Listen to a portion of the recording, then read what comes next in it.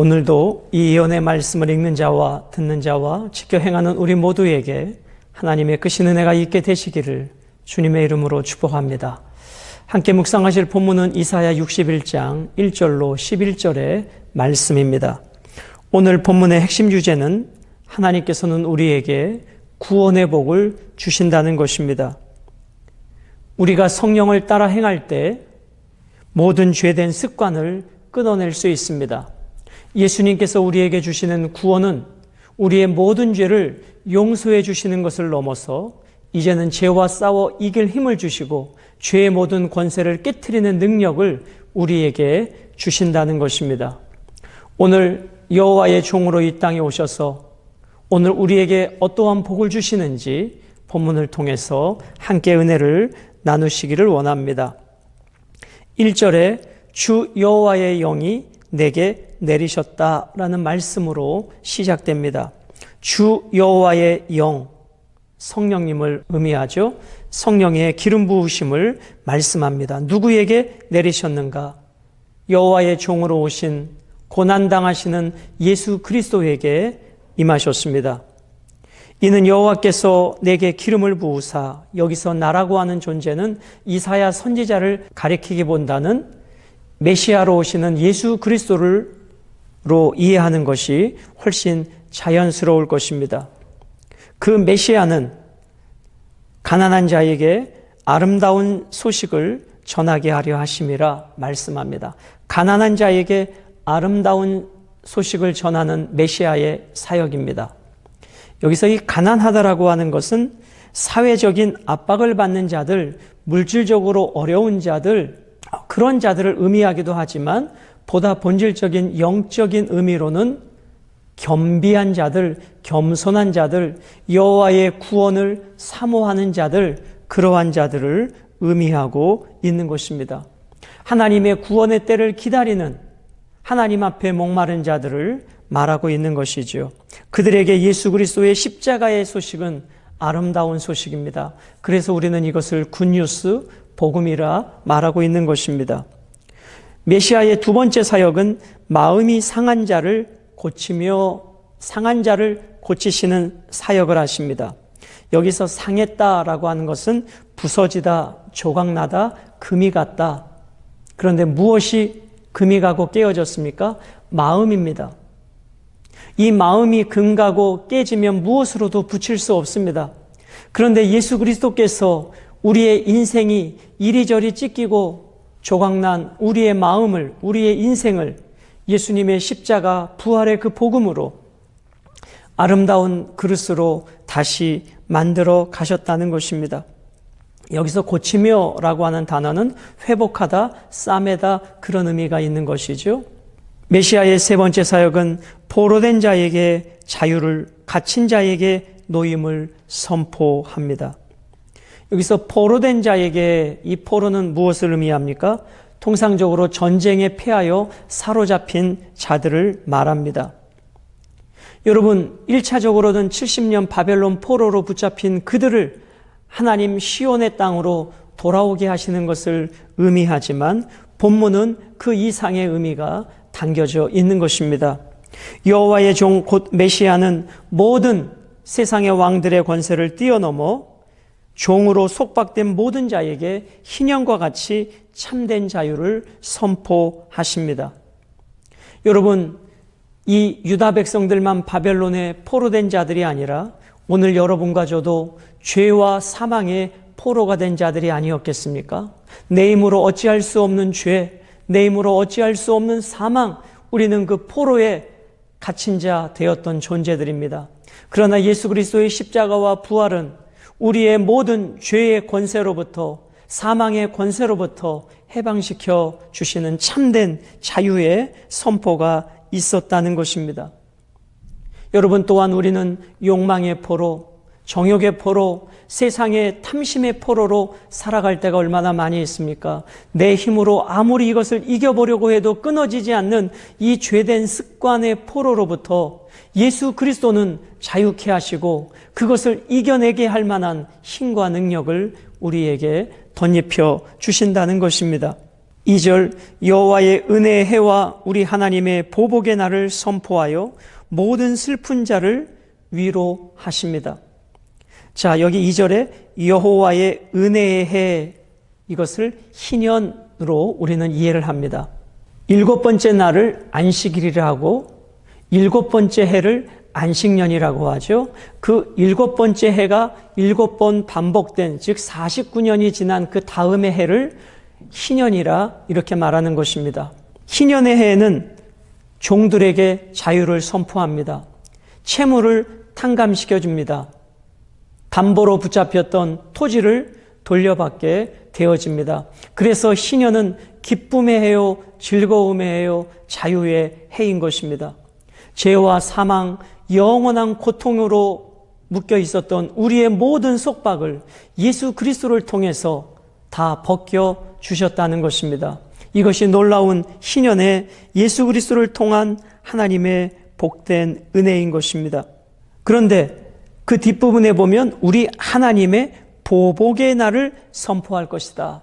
즉 예수 그리스도께서 이 땅에 오셔서 모든 죄와 사망의 권세를 깨뜨리시고 그 메시아의 구원을 기다리는 자에게는 아름다운 소식이 되고 포로와 갇힌 자에게는 자유가 선포되지만 끝까지 교만하고 패역한 자들, 이 메시아를 대적한 자들에게는 어떠한 날이 되는가? 보복의 날이 되는 것입니다. 그러므로 예수 그리스도의 그날은 구원받는 우리에게는 은혜의 날이 되지만 하나님을 대적하는 자들에게는 멸망의 날, 심판의 날이 되는 것입니다. 오늘 우리 모두에게 그 주님의 날이 보복의 날이 아니라 은혜의 날, 구원의 날, 회복의 날이 되시기를 주님의 이름으로 축복하며 소망합니다. 3절 메시아가 오셔서 어떠한 일을 하시는가? 무릇 시온에서 슬퍼하는 자에게 화관을 주어 그 죄를 대신하며 기쁨의 기름으로 그 슬픔을 대신하며 찬송의 옷으로 그 근심을 대신하시고 그들이 의의 나무 곧 여호와께서 심으신 그 영광을 나타낼 자라 일컬음을 받게 하려 하심이라. 그 여호와의 종 메시아께서 오셔서 무슨 사역을 하십니까? 슬퍼하는 자에게 화관을 주십니다. 여러분, 이스라엘 백성들은 슬플 때, 고난이 왔을 때 죄를 뒤집어 쓰는 그러한 풍습이 있었습니다. 그런데 여호와께서 오셔서 그 죄 대신 승리와 아름다움의 상징인 화관을 씌워 주시겠다는 것입니다. 우리의 죄를 가져가시고 화관으로 바꾸어 주시는 것입니다. 그리고 우리의 슬픔을 가져가시고 기쁨의 기름으로 바꾸어 주십니다. 또한 우리의 근심 대신 찬송의 옷으로 바꾸어 주십니다. 얼마나 복되고 가슴 벅찬 여호와의 종, 그 메시아의 사역이겠습니까? 우리의 모든 근심, 우리의 모든 죄와 같은 고난, 우리의 모든 절망을 가져가시고 소망과 기쁨과 영화로움으로 우리의 삶을 바꾸어 주실 것입니다. 그리고 어떻게 말씀하십니까? 그들이 의의 나무 곧 여호와께서 심으신 의의 나무가 될 것이다. 오늘 여러분과 저를 누가 심으셨다고요? 여호와께서 의의 나무로 심으셨습니다. 이것이 우리의 정체성이죠. 우리의 행위가 의로워서가 아니라 예수 그리스도의 의의 옷을 우리에게 입혀주심으로 하나님께서 여러분과 저를 의의 자녀라고 말씀하십니다. 여기서 의의 나무는 상수리 나무를 의미하는데 그 상수리 나무가 갖고 있는 뜻은 무엇이냐면 굳건함, 영화로움을 상징하고 있는 나무인 것입니다. 그 나무를 누가 심으셨어요? 여호와께서 심으셨습니다. 오늘 여러분과 저를 하나님의 영광과 영화로움, 굳건한 아무도 흔들 수 없는 그 상수리 나무와 같은 존재로 우리를 심어 놓으셨다는 것입니다. 무엇을 위해서요? 오늘 3절 하반절에 보니까 그 영광을 나타낼 자라 말씀합니다. 그러므로 이제 여러분과 저는 누구를 위해서 살아야 하는가? 하나님의 영광을 위해서 살아야 합니다. 그것이 우리를 구원해 주신 목적입니다. 이것이 우리를 창조하신 목적입니다. 하나님의 영광을 위한 삶, 그것만큼 우리에게 가장 아름다운 삶은 없는 것입니다. 이제 4절은 회복되는 유다 땅에 대하여 말씀해 주고 계십니다. 그들은 오래 황폐하였던 곳을 다시 쌓을 것이며 옛부터 무너진 곳을 다시 일으킬 것이며 황폐한 성읍 곧 대대로 무너져 있던 것들을 중수할 것이며 1차적으로는 70년 바벨론 포로 생활에서 돌아왔을 때 무너져 버리고 황폐해져 버린, 그리고 70년 동안이니 얼마나 많은 생활이 황폐해져 버렸겠습니까? 이제 그것들을 수축하는 것을 의미합니다. 그러나 여기에 담겨진 영적인 의미는 오늘 우리의 인생은 너무나 오래도록 황폐해졌습니다. 내 힘으로 어찌할 수 없는 내 마음, 내 무너져버린 내 인생, 이리저리 찢겨버린, 그래서 어디에 손을 쓸 줄 모르는 무너져버린 내 마음의 인생조차도 그 예수 그리스도께서 다시 회복시켜 주시겠다는 것입니다. 사랑하는 여러분, 사람에게 지치고 물질에 지치고 환경에 지치고 모든 상황 속에서 이리저리 찢겼던, 그래서 황폐해지고 또 황폐해져서 놓아버렸던 우리의 인생을 누가 회복시켜 주실 수 있을까요? 그것은 오직 예수 그리스도, 그 예수 그리스도만이 황폐해져 버린 여러분과 저의 인생을 회복시켜 주실 것입니다. 그러므로 우리에게 소망이 있습니다. 그분이 우리를 주목하시며 의의 나무라 하시니, 그리고 우리가 황폐해졌던 지난날의 삶은 더 이상 수치가 되지 않을 것입니다. 이제 우리는 상수리 나무와 같이 아름답고 영광스러운 인생으로 바뀌어지게 될 것입니다. 5절과 7절까지는 영화롭게 되는 시온 백성에 대하여 말씀해 주고 계십니다.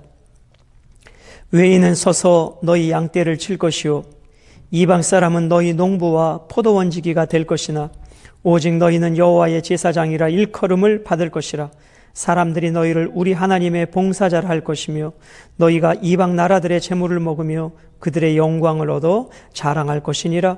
너희가 수치 대신에 보상을 배나 얻었으며 능욕 대신에 몫으로 말미암아 즐거워할 것이라.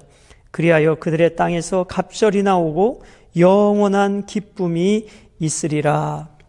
자, 여기 시온의 백성은 여호와의 제사장들, 우리 하나님의 봉사자들, 새로운 신분으로 불려지고 있는 것입니다.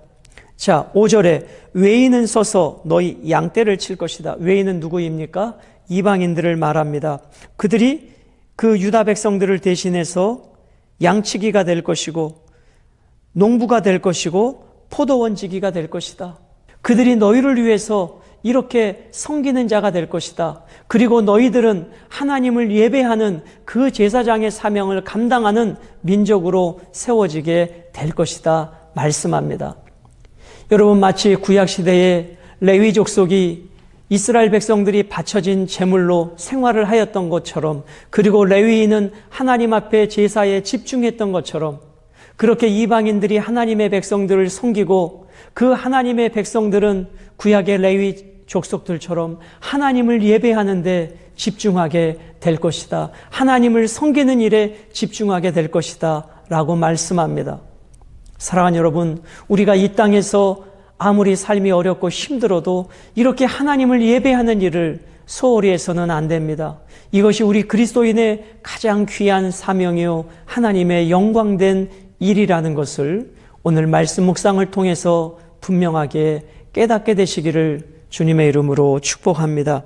8절로 9절은 영원한 언약 백성에 대하여 말씀해 주고 계십니다. 물은 나 여호와는 정의를 사랑하며 불의의 강탈을 미워하여 성실히 그들에게 갚아주고 그들과 영원한 언약을 맺을 것이라. 이제 새롭게 얻어진 여호와의 봉사자들, 여호와의 제사장들로 불리워지는 그 하나님의 백성들과 영원한 언약을 맺게 될 것입니다. 9절, 그들의 자손을 문나라 가운데에 그들의 후손을 만민 가운데에 알리리니 무릇 이를 보는 자가 그들은 여호와께 복받은 자손이라 인정하리라. 이렇게 회복된 하나님의 백성들의 삶을 문나라 사람들이 볼 때, 야, 저들은 하나님으로부터 복받은 자들이야. 하나님께서 큰 일을 행하신 자들이야. 여러분, 시편 126편을 통해서 이스라엘 백성들이 바벨론에서 포로로 돌아올 때에 이런 고백이 있지 않았습니까? 여호와께서 저들을 위하여 큰 일을 행하셨도다. 여호와께서 시온의 포로를 돌리실 때에 저들을 위해 큰 일을 행하셨도다. 여호와께서 큰 일을 행하셨으니 우리는 기쁘도다.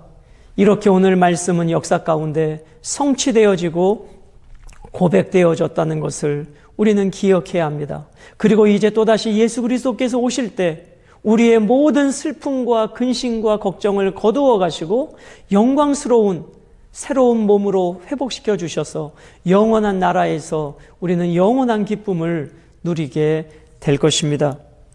그래서 10절과 11절은 신부로 단장한 시온과 농부이신 여호와에 대하여 말씀해 주고 계십니다. 10절입니다.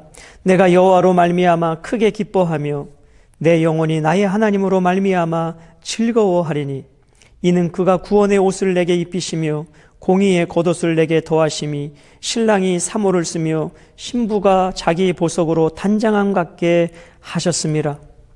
우리의 기쁨의 원천 예수 그리스도, 우리의 삶의 목적 예수 그리스도, 우리는 그분께 복받은 자들입니다. 그분께서는 우리에게 무엇보다 구원의 옷을 입혀주셨습니다. 하나님의 공의의 겉옷을 우리에게 입혀주셨습니다.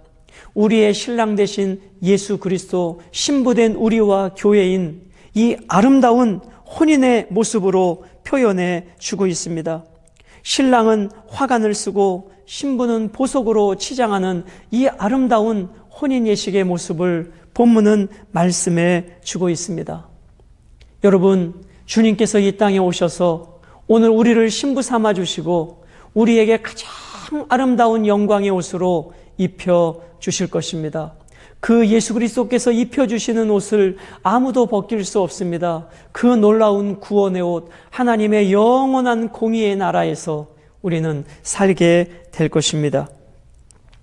11절, 땅이 싹을 내며 동산이 거기 뿌린 것을 움돋게 한 같이 주 여호와께서 공의와 찬송을 모든 나라 앞에 솟아나게 하시리라. 마치 준비된 땅이 그 싹을 내고 물이 풍성한 동산이 뿌린 것을 움돋게 하듯이 여호와께서 공의와 찬송을 새싹처럼 모든 나라 가운데 움돋게 하실 것입니다. 이 영광스러운 회복의 나라, 우리 그 나라를 소망하면서 우리가 살아가는 이 땅 가운데 때때로 어렵고 힘든 일이 있다 할지라도 이 소망이 우리를 이끌어 가실 것입니다. 오늘 본문에 나타난 하나님은 포로된 자에게 자유를 주시는 하나님이십니다. 영원한 기쁨을 주시는 하나님이십니다. 구원의 복을 주시는 하나님이십니다. 메시아께서 이 땅에 오셔서 가난한 자에게 아름다운 소식을 전하시고 포로된 자에게 자유를, 갇힌 자에게 노임을 주시는 귀한 사역을 주셨습니다. 그리고 오늘 그 사역을 우리 모두에게 위임해 주셨습니다. 우리 교회 공동체 안에서, 가정 안에서, 내가 속한 모든 공동체 안에서 여전히 가난하고 갇혀있고 묶여있는 모든 사람들에게 예수 그리스도의 생명의 복음을 통해서 이 아름다운 소식이 오늘도 널리 증거되게 되시기를 주님의 이름으로 축복합니다.